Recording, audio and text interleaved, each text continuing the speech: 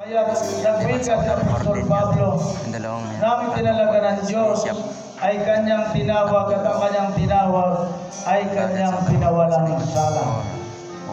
At ang kanyang pinawalang sala ay kanya namang niluluwalhati. Yan po nakalagay doon sa Romans 8. Ayan. Kakaibang profesyon, malawak, malalim, makabuluhan at pinigay lang sa mga piling tao na may puso. Kaya kahapon, pinakain ko kayo ng puso ng saging. Hallelujah. Oo. Baka sabihin ng mga tao sa uling panahon, buti pa yung saging. Oh, di ba? Napakalupit nito. Ayan. So, hindi lang may puso, may husay, may talino, at galing. Grabe. Mga taong handang sumunod sa kanyang natatanging Mesyas at tagapagligtas. Hallelujah. Ayan, naintindihan pa ninyo yan? Ito yung dapat ninyong tandaan at dapat ninyong gawin. Una, ang pastor o manggagawa, bagaman siya ay isang pastor o manggagawa, bagaman siya isang guro, walang malaking paaralan. Hindi naman siguro kayo graduate ng malaking school. Graduate pa kayo ng UST? Di ba? Hindi naman. Ng PUP? Ng UP? Hindi naman eh. Pero ikaw ay nagtuturo. Amen. Hallelujah. Hindi ka naman graduate ng medicine, pero ikaw healer. Yan yung mga palatandaan. You are a teacher, you are a healer, you are a lawyer. Kayo ay lawyer, wala namang hinahabla sa hukuman. Baka kayo naghahabla sa hukuman, ha? Kayo ay social worker, ha? Sa mga orphans, widow, at mga delinquente. Social worker kayo. Amen? Kayo ay salesman. Anong tinitinda nyo? Salita ng Diyos. Yun yung uniform. Oo. Hallelujah. Maggagawa ng lipunan at pamalan, ngunit hindi naman kasama sa payroll. Hallelujah. Naglilingkod ka sa pamalan. Lipunan, wala ka naman sa payroll. Hallelujah. Tandaan ninyo yan. Napagbibintangang dalubhasa, ngunit inipon lang niya ang kapirasong kaalaman. Hallelujah. Dumadalaw sa may sakit, hindi naman niya kamag-anak. Hallelujah. Nagkakasal ng naglilip-in at magkatipan. Yan, trabaho niyan. Kasal nyo. Ngayon dalawa, pag naabot nyo yung inyong ordaining certificate mamaya, pwede na kayong mag-apply sa PSA para kayo makapagkasal ng inyong miyembro. Huwag kayo magkakasal ng hindi ninyong miyembro. Ang ikakasal ninyo, yung mayroong baptismal certificate ng salva. Kasi yun ang gagamitin ninyo. Yun ang nakalagay sa inyong ordaining certificate. Natandaan yan. Baka kayo'y makulong. May kinasal lang ko isang araw eh. Pagtingin ko, Religion, Catholic. Religion, Catholic. Bakit kayo magpapakasal sa akin? Eh, Catholic kayo. Gusto niyo akong ipakulong? Nakailangan isa sa inyo mabautismoan, mailublob sa ilog. Para magkaroon kayo ng certificate. Para pagpasa ko sa LCR ng city, may nakalakip na nabautismohan ka sa salba. Hindi ako makukulong. Kaya huwag kayong masyadong mainit. Baka mamaya makulong kayo. Magulong bigazan. Eh, tanda mo, tapos makukulong ka ba? Ha? Ayan. Tandaan niyo mga paalala ko. Naglalamay sa patay, naglilibing, tumutulong upang malibing na ang matagal ng nakalamay. Naglalamay ba kayo? Ha? Naglilibing ba kayo? Hallelujah. Yung trabaho ninyo. Kaya pinapaalala ko lang sa inyo. Kung hindi pa kayo naglilibing, dapat bago kayo malibing, makapaglibing mo lang kayo.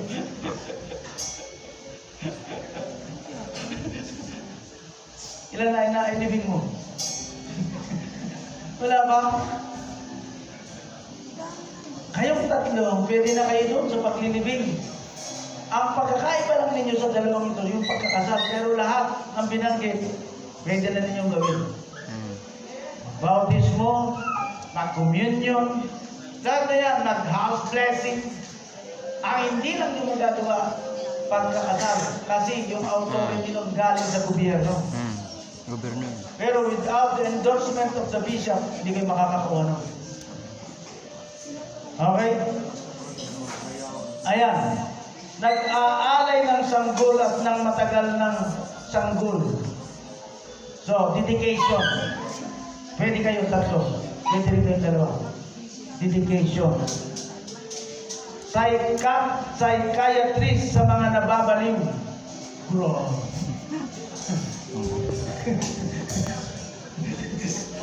Nakalagay dito eh. Sige. Ay, kayo tatlo, mga pastor na nababaliw sa inyo, ha? Baliw na baliw sa divine will.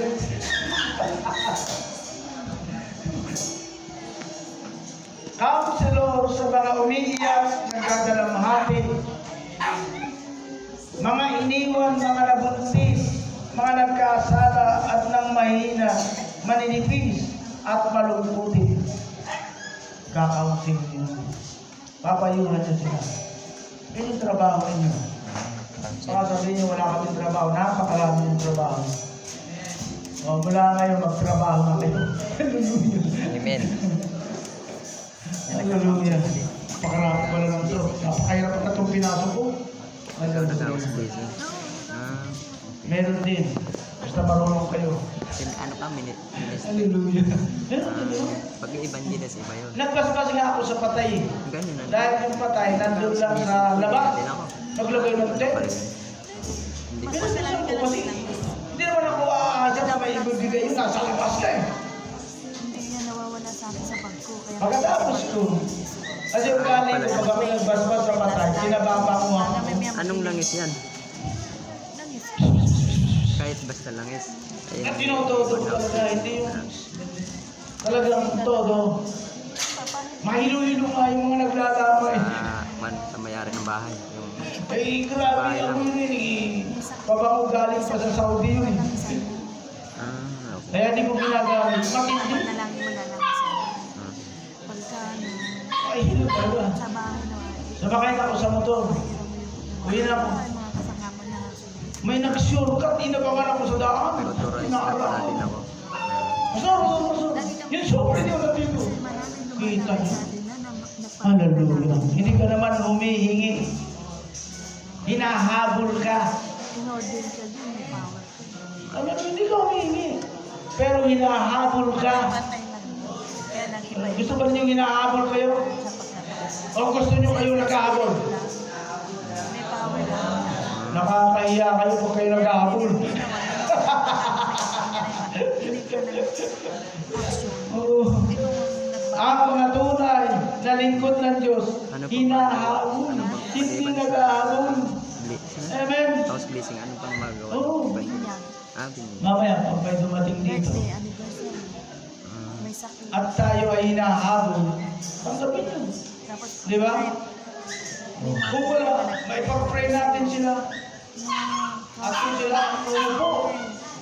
Hallelujah. problema, may mga problema siya. Ibig sabihin yung tungkulin natin sa mga umupo, nagampanan na natin bago na sila umupo.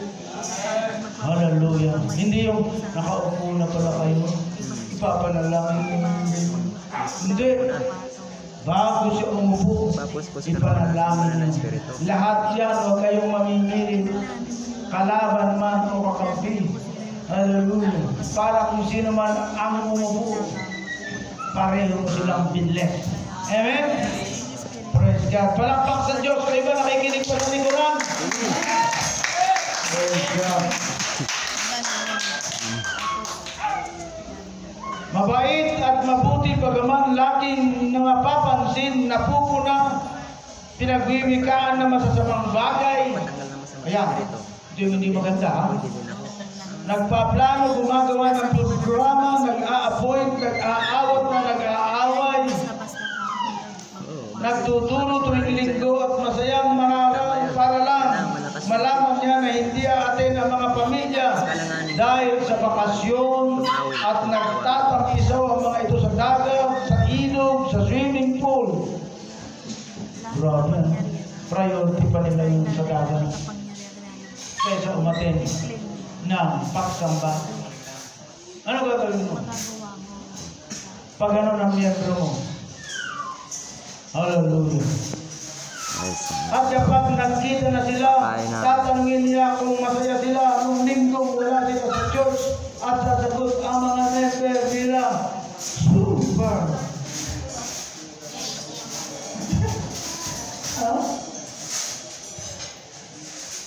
Hindi man lang sila nagtanong kung kumusta ka na, Pastor? Hallelujah. Ayan. Ang nakakatuwa sa mga tulad natin, pagkatapos ng linggo Lunes siya ay ngingiti-ngiti at uulitin muli ang kanyang gagawin sa loob ng isang linggo. Walang galit, walang pagsiselos, may dedikasyon at may galing at may husay.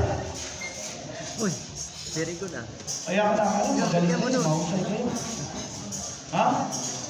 Hindi pwede yung tutulog-tulog. Kasi Ariel nung araw, natutulog yan. Ano natulog yan? Natutulog sa sitrus yan eh. Hindi niya alam na yung simbahan doon, lahat ng natulog, naging pastor na. Sa'yo yan. Oo, naging pastor na. Lahat ng kumalaban sa akin, naging pastor. Uy. Lahat ng sumuporta sa akin, naging pastor. Amen. Kasi sinumpa ko kay Lord. Lord, tawagin ko yung mga para maranasan nilang aking naranasan. Okay yun ah. Okay ah. Okay. Hindi, So ayun na mga bro. Magmerina muna na kami. Palabok. Ayan. Thank you Lord sa palabok ni Lord. Ibig mo po ang God. Sasaksi na yung pangatawa. Amen. Hindi pagtatakwin. Hallelujah. Dalawang meaning yan eh. Ikaw ba, sinusumpa mo na maglilingkod ka sa Diyos? Diba? May sumpa yun, pero blessing siya. Sa ibang salita, ipinangangako mo. Diba? Eh mga terminology, mga kapatid, nasa paggamit sa 10-10. Nag-pray ko na yan. O hindi lahat masama ang kahulugan. Ayan. Kasama ni Yona si Okay. Tatay. Hindi, iba. Lumuhod Yung kayo. pinunta ni Tatay. Trabaho si John. Tatay doon sa barangay. Natawa ako, sabi, ibang Ang sabi mo? yung asa ako, umasasang sa kanila. Basta ko, ay, wina ako, yung tulong si tatay. Tapos, sabi na ako, nagpasang ako. Ay, nga naman. Nagwig ang Panginoon Yesus sa kanyang mga alagad na hintayin ang loob ng banal na Espiritu. Ginagawa Alam niya ang banal na Espiritu ang Diyos ng kapangyarihan Yan, pahinga mo. na magpapatibay, magpapatagal, magiging effective sa ministry. Trabaho niya din niya ang pagkakaloob ng malinis na buhay at matalinong pag-iisip, Bakit na naman gusto? husay at sa pagpaplano. Kaya dumating sa kanila ang banal na Espiritu sa may 124 na tao na tila magunod ng malakas na hangin at lahat sila ay nagsalita ng iba't ibang wika at nagpropesiya. Hallelujah. So kayo ay pag pinuhusan kayo ng langis, isa sa inyong magiging gawain, kayo ay magpropesiya. At ang propesiya nyo ay salita ng Wala Diyos. pagka, ng Lord eh. Okay, mga propesiya ng hindi salita ng Diyos. Hallelujah. Binubuhusan ka namin ng langis at pagbabasbas mula sa iyong ulo hanggang paanan, pagpapatunay na ikaw ay tunay na lingkod ng Diyos, maglingkod sa Diyos na may buhay. Suotin mo ang baluti ng Diyos, dalhin ang baluti ng katwiran, kalasag ng pananampalataya, bigkis ng katotohanan, sandalyas ng pangangaral ng mabuting balita, at ang helmet ng kaligtasan. Nangako ako sa iyo, hindi kita iiwan o pababayaan. Sasamahan kita saan ka man patungo. Ako ang magkakalog sa iyo at sa iyong mga anak ng pamana ng isang buhay na ganap at kasiyasiya. Tanggapin mo ang pangako ng Diyos kay Abraham na iyong ama, na lalagyan niya ng mayamang ani at ulan ang iyong lupain. Katatakutan ka ng iyong kaaway, magtatakumpay ka sa iyong plano. Sasakupin mo at ng iyong lahi ang buong kalupaan. Pararamihin ang iyong kawan hanggang sa maging bansa. Ikaw ay nasa itaas at di nasa ibaba, ulo at di buntot, ngayon at kailanman. Tanggapin mo ang gawad ng bendisyon na ibinubuhos sa iyo ng banal na langis. Pinili, tinalaga at taglay mo ngayon ang tatak na katibayan na ikaw ay tunay na pastor ng Diyos sa pangalan ng Ama, ng Anak at ng Espiritu. Ang lahat ay magsabi ng Amen. Buhusan mo ng langis.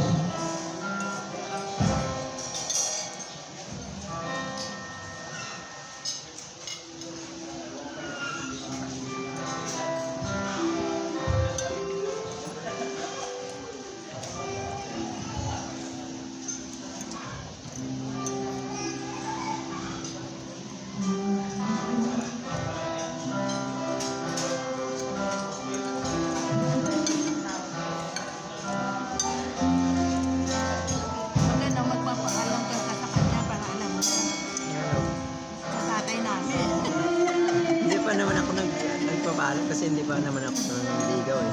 Hindi nga, pag ano ka, Siyempre, pero kasama kita sa may content tayo, may ginagawa. Kaya, medyo natagalan ako.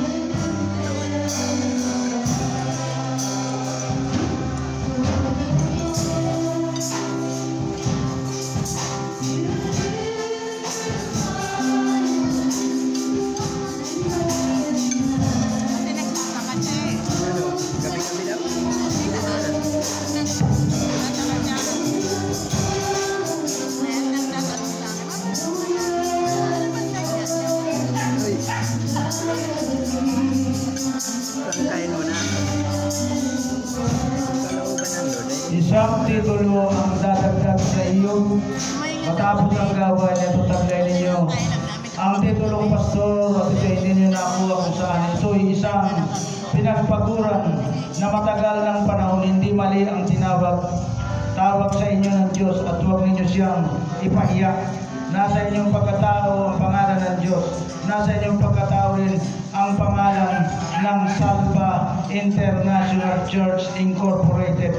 Nawa mai-represent ninyo ang Diyos sa napakainam na pamamaraan at nawa huwag tayo maging tulad ng iba na hindi lumago o nagpalago sa ministeryo. Maging mahusay, maging matalino, maging aktibo, mag-akay, magpagaling, mangaral at magligtas.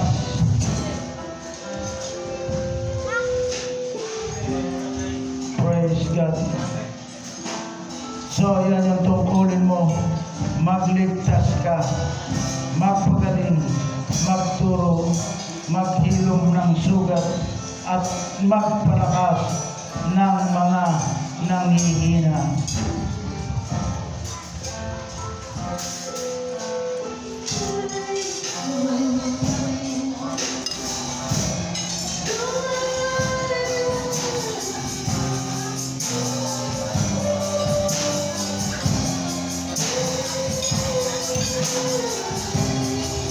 Pastora Sherlita El Mason, Evangelist Mar Anthony Puyo,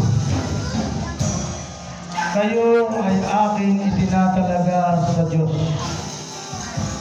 Idinadalangin ko sa umagang ito na kayo ay kanyang patnubayan ng buong kapangyarihan, kalakasan at katulungan at katalinuhan. Nawa habang kayo ay nagpapasakop sa Diyos at sa mga namumuno sa Salva International Church, ang inyo namang mga pinaglilingkuran ay magpasakop din naman sa inyo. Tanggapin ninyo ang blessing na mula sa Panginoon, na kayo sa darating na mga panahon ng kahirapan, kayo ay mananagana at gagamitin ng Diyos para suportahan ang kanyang mga anak. Maraming salamat po, Panginoon. Tanggapin mo ang tatlong ito, Panginoon, maging ang aming kapatid na si Nilda, o God, ilagan, o Diyos. Tanggapin mo po siya, Panginoon, sa anumang kaloob na itinawag mo sa kanya. Ang tatlo po ito ay maglilingkod sa iyo na may katapatan, mayroong katalinuhan, may kahusayan, sa pangalan ng Ama, ng Anak, at ng Banal na Espiritu Santo. Ala po nagsabi ng amin. At ngayon naman ay aking dinadalangin ang dalawa na na-ordain sa araw na ito, si Reverend